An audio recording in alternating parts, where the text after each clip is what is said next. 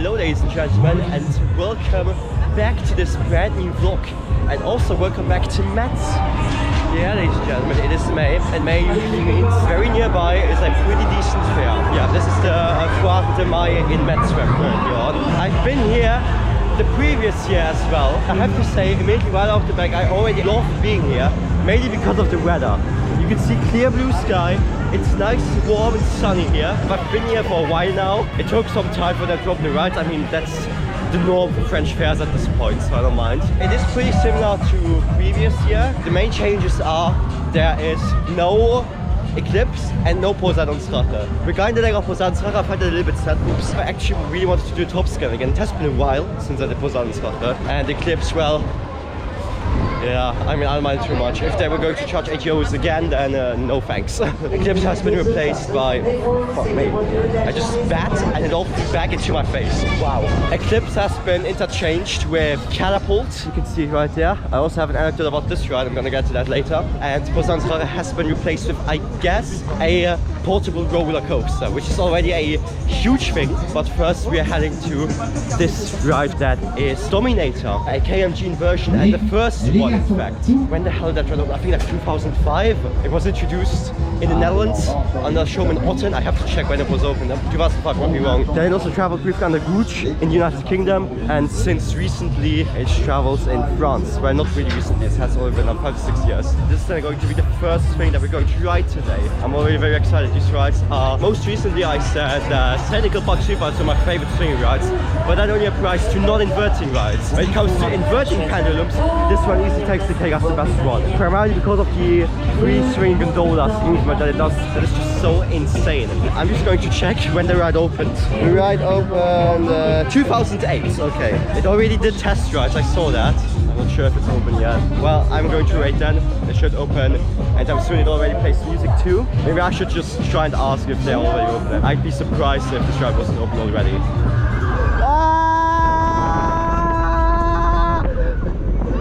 Whoa! Whoa!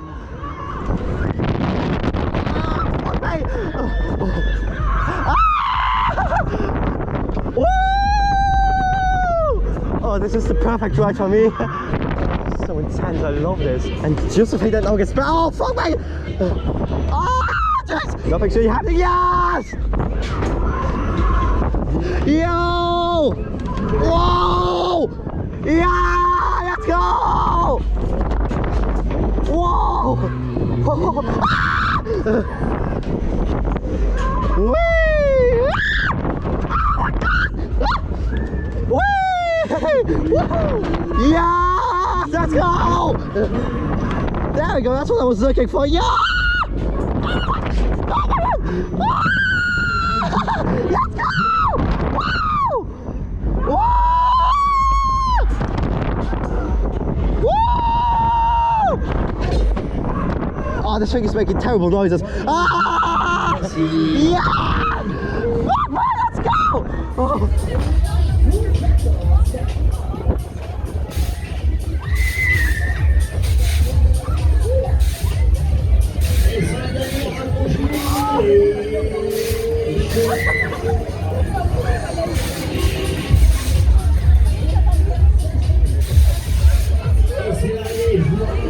Yep, this ride really deserves to be my favorite swing ride because, oh my goodness, that just blew me away. Like, it always packs its punch. The first half with the full rotation gives you a lot of hang time, and then when the rotation of the gondola cross comes in, it also adds more intensity.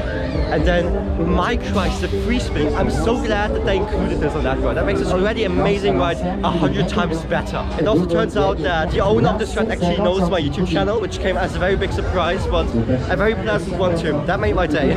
Now we're passing under Churros next to Booster Max.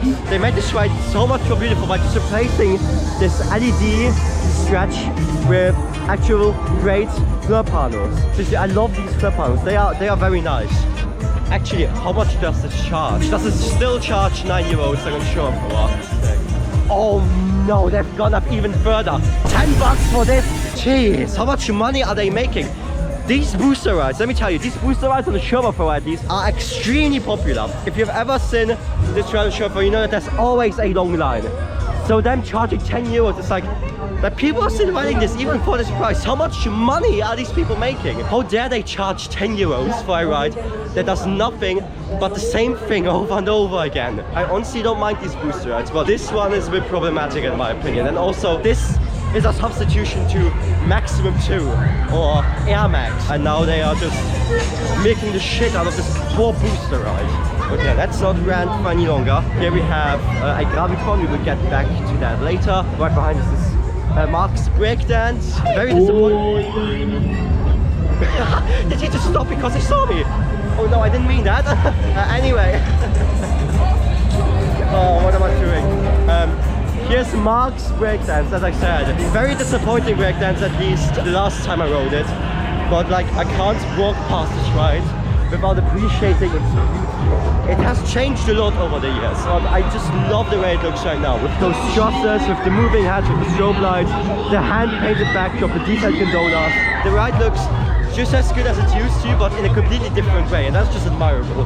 I'm definitely going to give this another shot because, to be honest, these guys deserve my money for what they've done to this ride. Literally the exact opposite of what I've seen on so many other dead rides, including on this one. We'll get to that later. Next is a very special one. As I said, a portable roller coaster, which, given that it's in France, is absolutely like Achterbahn, Berg und Tal. What on earth is this ride doing here? Well, it's true, this ride traveled in Germany up until very, very recently, because now it travels in France. It has been sold to Coop again. Just the Coop's getting like really big now. They own so many rides at this point. Now you've got this old Pinfary Zyklon from like 1968 standing here on the French Fair. They haven't gotten rid of the German names yet, which makes this one of the few rides already that travel in France that have German names. Joining in Poseidon's Rache, of course. In that regard, it's a very fitting replacement. Also, speaking of price tags, I've just talked about Booster Max being too expensive, right? These portable roller coasters, especially when they are this old, tend to charge quite a lot of money. But if we check, this one takes 5 euros. 5 coins. That is insanely cheap for a portable roller coaster like this. An absolute bargain. So I hope you don't mind when I just get my wallet out and give them all of my money, because it's not much money that I have to give.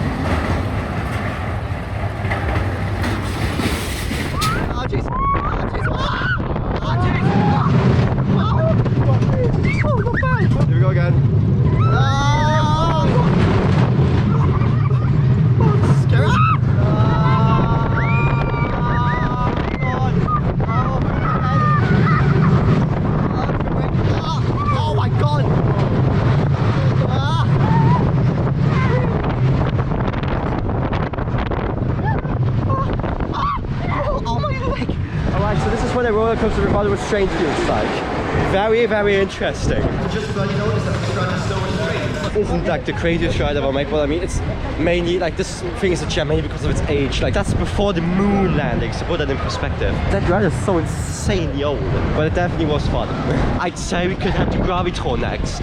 To the Gravitron, because I've never done a Gravitron and I want to see how that feels like. I promise, just I'm a little bit ill at the moment.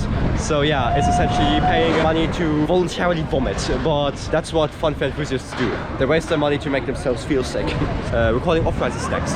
Alright, here we are, Starship, the Gravitron today. I have done similar rides in the past, like classic rotor rides. As you can see, it's dark in there, so I'm finally getting some UV resistance, because I'm technically just voluntarily sunburning myself. How could I forget sunscreen? I'm such an idiot. I also have no idea what else to try.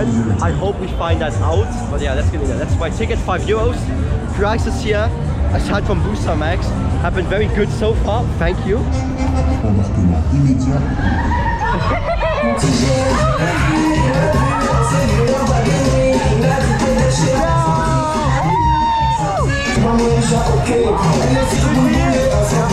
I'm gonna try to stand now. Oh my god! Yeah!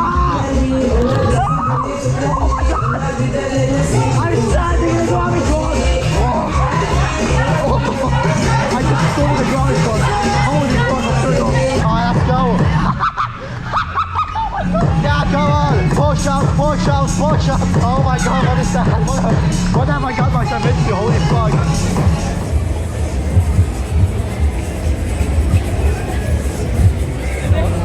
That was, without a shadow of a doubt, the most absurd thing I've ever done in a flat ride. To be honest, I kind of like these centrifuge flat rides because to me they're just relaxing. I like having a little bit of pressure on my chest. It's honestly more massaging than anything. But then the ride operator left his booth standing in the middle of it, performed some tricks, and then walked over to me, just walk over to me, you know, as you do, and asked me, hey, want to try to stand in it too? And so I did. And holy fuck, I completely bailed on my GoPro. I hope my GoPro is still working fine. That was bizarre. That was just ridiculous. There's so many Gravitrons. I didn't expect that I ran in Gravitron like this would bring me so much joy. Also, the operator, such a cool guy, gave me 2 tokens for free. Thank you, that is lovely. I'm not going to forget this ride. That is just, oh man. I need a break from this. It wasn't very nauseating, but that was just a lot to take in, I guess. Let's see where we're going to go next. I guess the X6 Apache would be the next ride that would be reasonable to go to. On the way, we also have Landgraf, so maybe we'll do that as well. We will see what is more reasonable. Alright, so I made a decision, and as you can see, I am sitting inside of Landgraf's Magic. This is a ride built by Russ, as you can see, and this is the second Magic ever built. Hang on, the restraint's coming down. This was originally in 1989. It traveled under many German showmen before, most prominently Coleman, until 2016, which is then when the ride got sold to France. First traveling briefly under Laurier, and now it travels under Landgraf since, I think, 2019.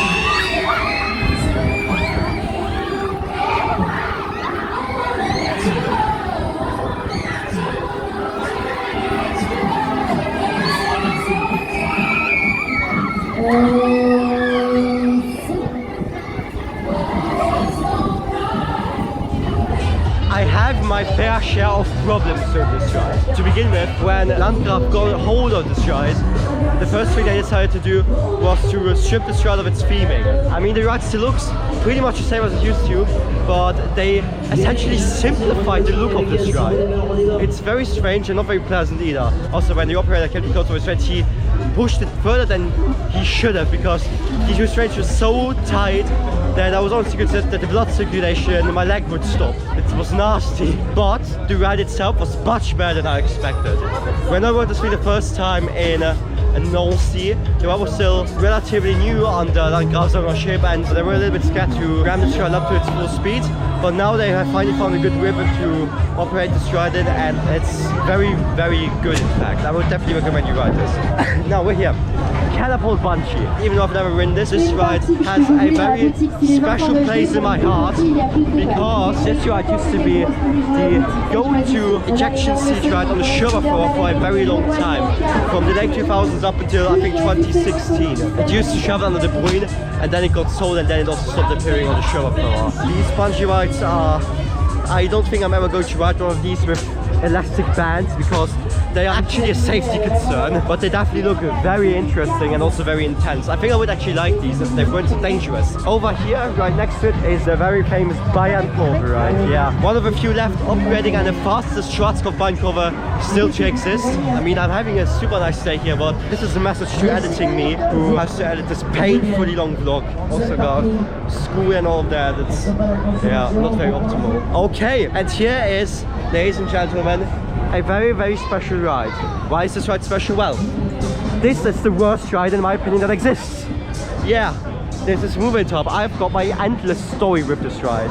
Of riding it once in Strasbourg, getting completely killed, and then swearing I'm never going to ride this ride again, and then riding this ride again after all because I needed an on-ride. I am never ever going to do this ever again. This ride is just way too intense. It is so intense that it's painful and that you literally cannot breathe, but like in a concerning way.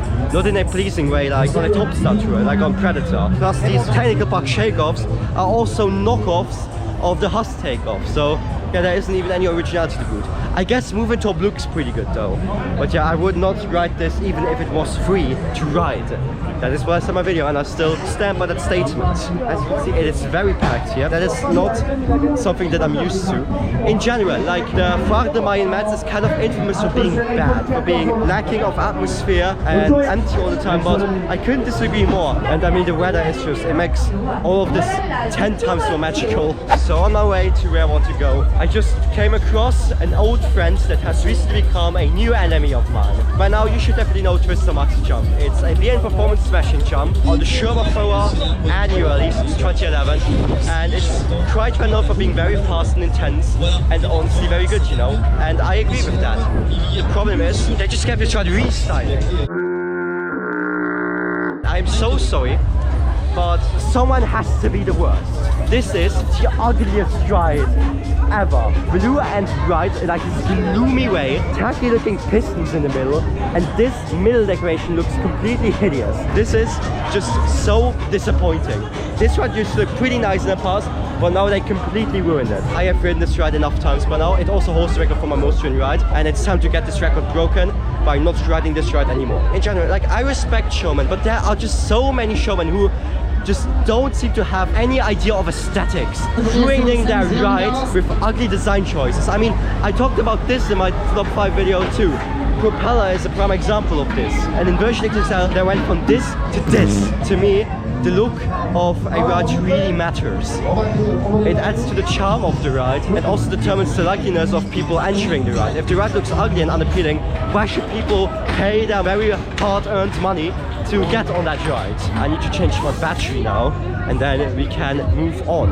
Right now, a lot of people are standing in front of Shanghai Express. I always thought that this was next to Bayern Midul, but I am not sure because it looks a little bit too clean and too modern for a Midul. It also has this cover, which Biduls normally don't have. Yeah, I know what's up with this, but this ride is in a special place in my heart because currently the most popular video on my channel is an off-ride of this ride from last year's Foire de Mai. So I guess to celebrate that, I'm going to ride this one too. I've already recorded it, let's see how that performs. One thing that I find very bizarre about this particular ride is that they advertise the gondola who screams the loudest wins a free token. What? I mean, of all ways that I've seen, oh my god, it's so loud. You can tell that they are really trying to win that reward. They're definitely trying to get that free token. And you know what? Even though I'm going to completely kill my voice with that, I'm going to try that too. So let's get on Shanghai Express and let's see how that goes.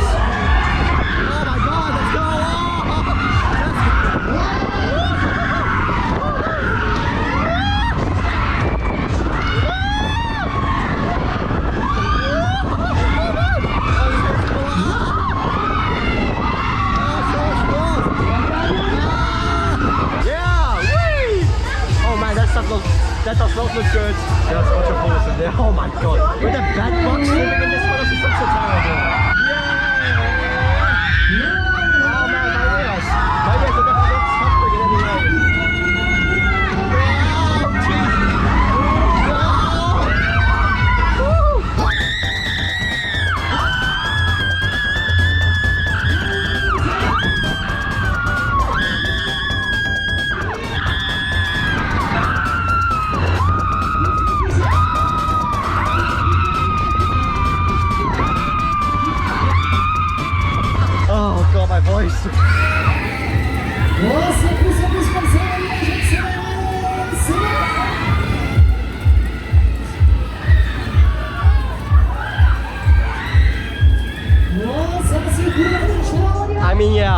as you have heard, I was very tempted to get that free token reward. I did, unfortunately, but I seem to have been very close. Everyone just having the greatest time of their lives in there. There definitely is extremely good ambience. Although you should also definitely train your voice if you are willing to get that token reward. Now it's time to get a little more tense again. This is XXL Après here.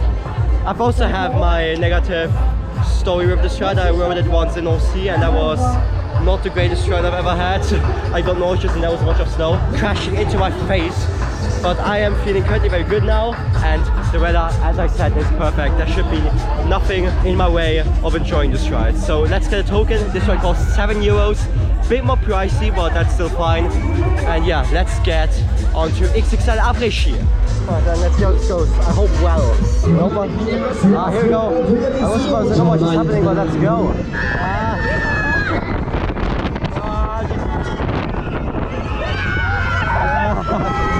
Why are we braking? Why are we slowing down? What the fuck is going on? Oh, he's on his phone! Oh, fuck me! You have this fucking arsehole operator on his phone! And he's gonna catch on the right side. Ah, jeez! Yeah! Oh my god!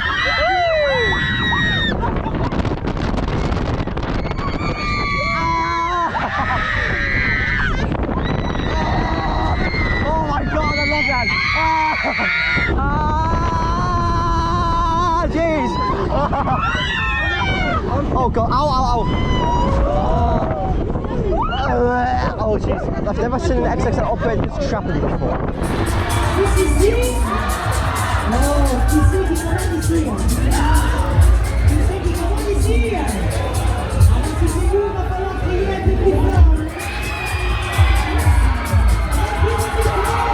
This is the ride where I had my problems with. So to start with, the ride cycle was very, very weird. The airtime was nice and also the G-force. I mean, that's what you expect from an XXL.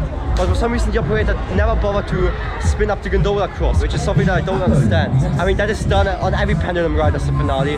Why isn't it done on the XXL? I think the reason for that is because the ride operator was on his phone the whole time. That is a big concern. At least at best avoid being on your phone during the ride cycle. Yeah, that concerns me, and I think it also explains why the ride cycle was so weird, because they just weren't concentrated on the ride. They were more concentrated on, I mean, I don't know what they were looking at. Probably Instagram, but I mean, why? Come on. I mean, I'm glad that I rode this ride now, and I also got a decent ride on it, but you know, I find it kind of sad that the ride itself wasn't as good as it could have been because of the incompetence of the ride operators. I'm just going to call it that. That's the only way to put it. Also, €7 for that is very, very dumb. I think I'm not going to take a bit of a break, not because I feel nauseous, but because off-rides need to be done at some point as well. And then I'm also going to take some photos for my sweet Instagram.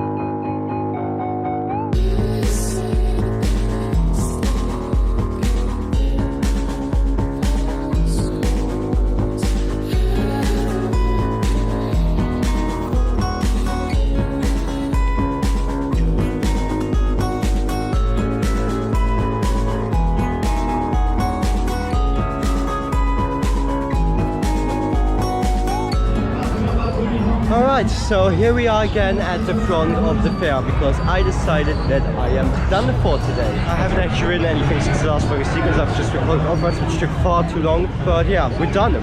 Thank you so much for watching this vlog. I have to say I had a lovely day here. As I mentioned at the beginning of this vlog, there was just something so magical about being here. I think it's primarily the weather which gave this like nostalgic atmosphere, even though the weather is literally just sunny and clear sky. So I know what I consider so special about that. The fairground itself is fine, I have to say. I mean, I was going in with the expectation that it was going to be like everyone says, not being very atmospheric or being empty despite today being a holiday, but it turned out to be surprisingly packed and also very lively. I definitely appreciate that. I've got nothing else to say, so with this wonderful accordion music in the background, I would say thank you so much for watching and see you next time.